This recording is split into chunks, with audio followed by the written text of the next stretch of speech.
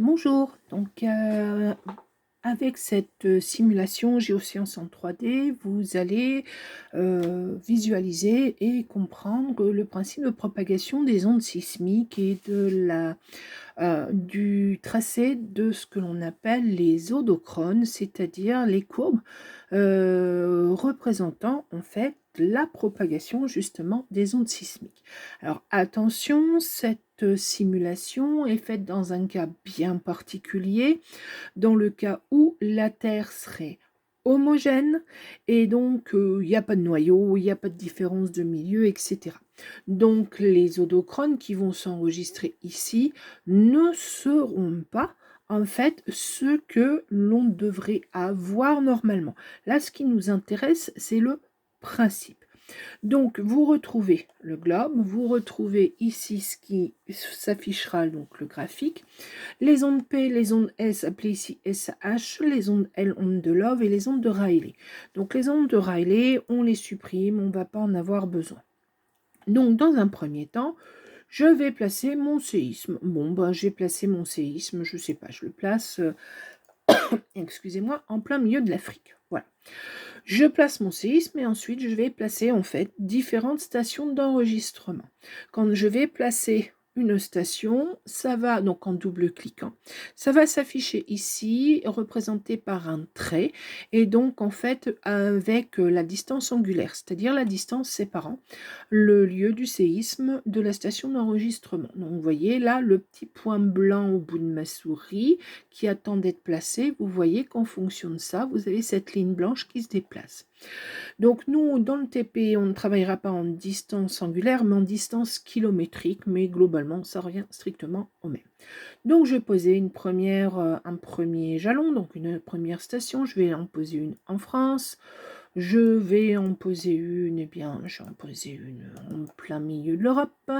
J'en pose une en Afrique du Sud. Je vais en poser une au Japon. Je vais en poser une à Hawaï.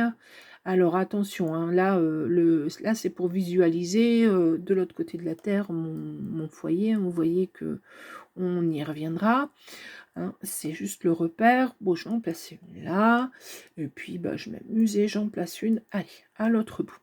Donc ensuite, je vais faire quoi? Je vais lancer tout simplement donc mon séisme. Vous allez voir les ondes qui vont se propager et qui seront représentées de toute façon par des couleurs. Donc bleu pour les ondes P, vert pour les ondes S et jaune pour les ondes L. Donc je lance, je ne discute plus, je reprends la parole une fois que c'est terminé, donc une fois que l'on sera arrivé au bout ici de ce petit de ce défilement. Pardon, excusez-moi. Allez, on y va, on déclenche. Hop.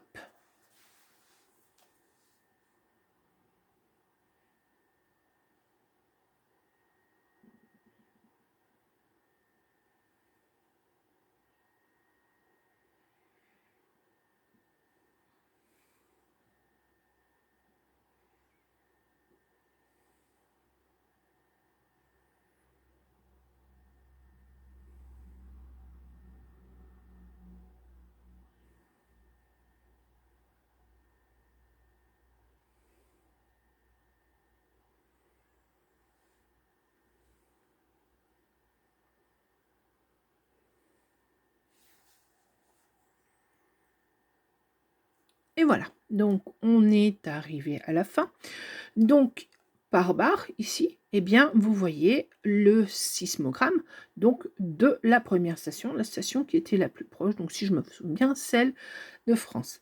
Et donc ici, vous avez les odochrones, onde P, onde S, onde L, qui se sont construits au fur et à mesure.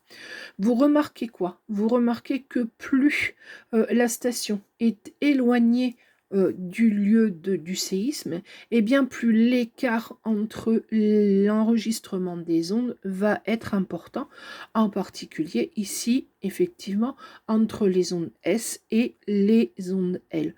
Pourquoi? Parce que je vous rappelle, les ondes P, les ondes S se propagent à l'intérieur du globe et que, au contraire, les ondes, elles, se propagent à la surface du globe.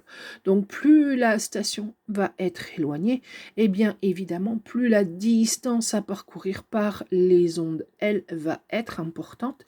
Et donc, ici, on va accumuler un retard d'enregistrement au fur et à mesure. Donc, je rappelle que ça, c'est un odochrone simplifié, partant du principe que la Terre est ici, en fait, une boule homogène. Donc, il n'y a que un seul et même milieu.